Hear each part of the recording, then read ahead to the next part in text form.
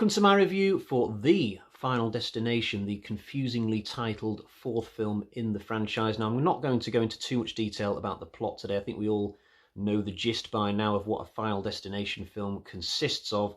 There's nothing different here narratively than what we've already seen, certainly in 1 and 3. Number 2 did try and shake things up with the whole ripple effect, but since number 2, the writers have mainly stuck to the same old of a bunch of people surviving a big accident at the start of a movie, and then for the rest of it, they're chased down by death and killed off one by one. Now, in the filmmaker's defense, this was proving to be a very successful formula by this stage. The fourth film to this day remains the highest grossing film in the franchise. I just think personally that if you're going to call a film The Final Destination, as if it's some kind of big, grand event movie, then you should do a little bit more than just the same old, but that's just me. The big accident near the start this time takes place at some kind of car rally or race meeting, choose your own terminology. It's the least effective opening of the series for me. The previous films, 1, 2 and 3, I have an associated fear with all the accidents from those movies. So in number 1, they used planes. I'm terrified of planes. In number 2, I'm not scared of cars for the most part, but I have had many sort of hairy moments on motorways during my life. So I did feel a little bit of goose flesh as I was watching those events unfold at the beginning of 2. Number 3 used roller coasters. I'm terrified of roller coasters. But when it comes to car races or car rallies, I feel no emotion. I've never been to one of these things. I don't know anything about them. And as the characters in this film were sat in the grandstand or on the bleachers or whatever you want to call it in America, I actually struggled to picture how the eventual accident was going to unfold. I was thinking a car's just going to flip over into the stands or something. Now, once chaos started to rain and fireballs were coming down, I did think it was an enjoyable sequence to watch, a bit too much obvious CGI. Definitely the best part was when the characters were struggling to get out through the bottleneck, and some of them were just looking up and seeing these concrete blocks fall down, and they had to sort of decide whether to stay put or move to the left, move to the right. I mean, it's just a lottery what you do at that point, isn't it? On the whole, it's a very good opening, or it would be if this was a standalone movie, but compared to the opening set pieces from the previous films, it's the weakest of the bunch, the weakest of a good bunch, though. As is traditional, we get a brand new set of actors playing a brand new set of characters, the main two being Nick, played by Bobby Campo, and Laurie, played by Chantal Van Santen. Both are very good, to be fair, though I do prefer Chantal Van Santen on the whole, who I remember from the Flash TV show. She's playing a very sickly, sweet sort of girl here who is all too quick to believe she's beaten the Reaper at any given opportunity when she hasn't. But I prefer this type of personality to somebody like Clear Rivers from the first 2 movies.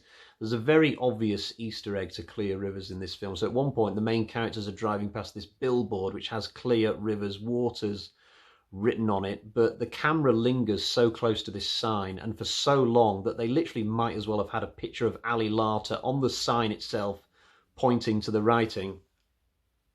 Now, I did notice some strange things about Nick, Laurie, and their 2 closest friends, Hunt and Janet. So I complained in my review for Final Destination 3 that nobody ever has sex in this series, even though most of the characters get to a point where they realise they're probably going to die. So you'd think they would have sex for the last time, maybe. Well, that's rectified in this fourth film, thankfully. Hunt has sex with a girl at a swimming baths, and presumably Laurie and Nick are at it off-screen because they're cohabiting, which leads me into my next point. These 2 characters are living together at a very young age, presumably early 20s, and yet it's never explained in the film what they do for a job or where their money comes from. They're renting this presumably quite pricey house. At one point, they're planning a trip to Amsterdam just on the fly. They drink champagne at one point to celebrate beating the Reaper. And I'm sure Laurie is at one point shoe shopping as well. Where does their cash flow come from? I'd like to know. Their friend Janet is driving around in a nice looking car. It's never explained what she does for a living. It's that magical movie land where everybody in their early 20s is as well off as somebody in their 40s. Also, and I'm going into spoiler territory now, there comes a point when the character of Hunt dies. He's the first to go out of the little clique of 4. But nobody seems to mention the fact that he's dead for the rest of the movie. You'd think somebody would at least spend a couple of seconds going, "Oh, I can't believe Hunt's gone." There's nothing like that. They just completely ignore the fact that their friend has died this really horrible death in a swimming pool where he basically implodes or something. Even at the end, when the characters are getting to reflect, just before the finale on everything. They're sort of sat there celebrating and patting each other on the back. No mention of their friend at all. Weird. On a more positive note, I think the opening titles of this film and the end titles are the best of the series. That X-ray style that they do in this is really classy, especially when it comes to the end titles. The way that they interlink those with the deaths of the final three characters, I thought that was really good. I mean, I like those characters, but seeing them getting crunched up by that truck through the form of an X-ray was absolutely brilliant. Probably my favourite final shot or shots of any Final Destination film, and there's a little part of me that thinks maybe those guys did deserve what they got because they didn't honour Hunt. Now, in terms of the solo deaths, there's just as much creativity on show as in any of the previous movies. I love the way that things kick off with the death of that racist getting dragged by his own pickup truck to that cool music playing over the top.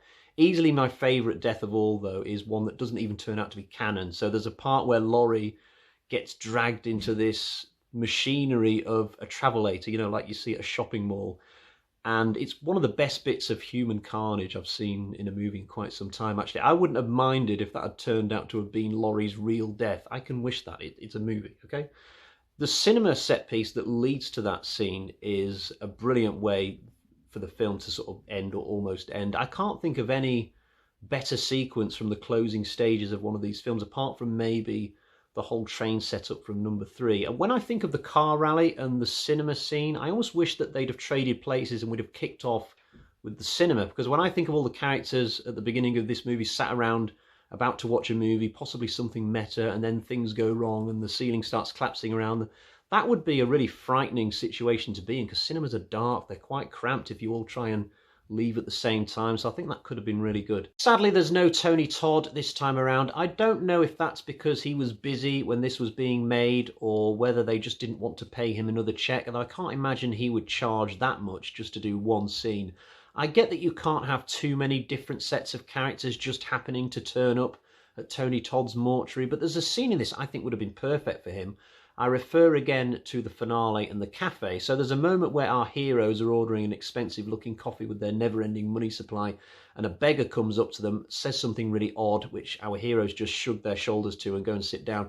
But what if that beggar had been played by Tony Todd, adding further fuel to the theory that possibly he's been the Reaper all along? I think that would have been a nice little touch. If you're going to make the most formulaic of all the Final Destination sequels, you might as well at least keep all of the formula, including Tony Todd. Going back to the issue of repetition when it comes to this series, I can't criticise number 4 too much on this point, because there comes a point in this film where I start to get really enthralled by everything that's going on. The stuff at the car wash, the swimming pool, the cinema, it's all really exciting. It builds to a good closing scene. But there were certainly moments in the first half where it literally occurred to me that this film could have been written by a computer rather than a human being. I think if you found a supercomputer strong enough and fed into it Blu-ray copies of Final Destination 1, 2 and 3, and then also gave it an algorithm containing the structure of these films, I could easily have imagined it spitting out Final Destination 4. I can picture a studio executive pulling the sheet out of the machine and going, "Yep, that'll do. Told you this piece of kit was worth the money. We should use that for Halloween." Having said that, there is one scene which is notably new to the story of this film. So there's a moment where Laurie and Nick go back to the Speedway to look for clues as to who might be next to die. So they return to the scene of the original crime, if you like. Now, this is something which did not happen in any of the first 3 films, and I think if it had, it would have improved those movies. Imagine how eerie it would have been if Alex had gone to some warehouse somewhere and sifted through the wreckage of that plane. Or if Wendy in number 3 had gone back to the roller coaster. That would have been a bit creepy. So score another positive point for number 4 over the others. Now, to move on to my concluding thoughts, let me just say at this point that I'd heard a number of little opinions over the years from certain people that this was the worst of the franchise. So I did go into the film of the mindset that that might be the case. And in fact, during the Speedway racetrack sequence, whatever you want to call it, I did think we were heading down that road. But the rest of the film is such a rush that I think whatever ground this film loses in those early stages, it more than makes up for by the end. It's playing catch up, but it does catch up. So in my opinion, this is just as good a Final Destination film overall as the first 3 films. Right, let's get to the bag of terror.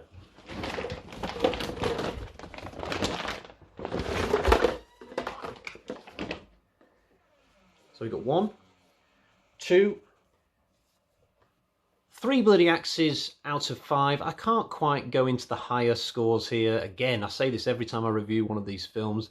The lack of originality is a problem. It does feel like creatively we are sort of spinning the wheels here a little bit, but I was very satisfied with this film. It's another good, solid showing in this series. Such a consistent series. This is 4 times now I've given the exact same score for these films. 3 out of 5. What will the 5th film bring? Probably another 3 out of 5. I did see that film a long time ago, and from memory it's roughly the same as the others again, but we'll see, we'll get there. So yeah, another highly recommended Final Destination film. I'll be back for number 5 very soon. Bye bye.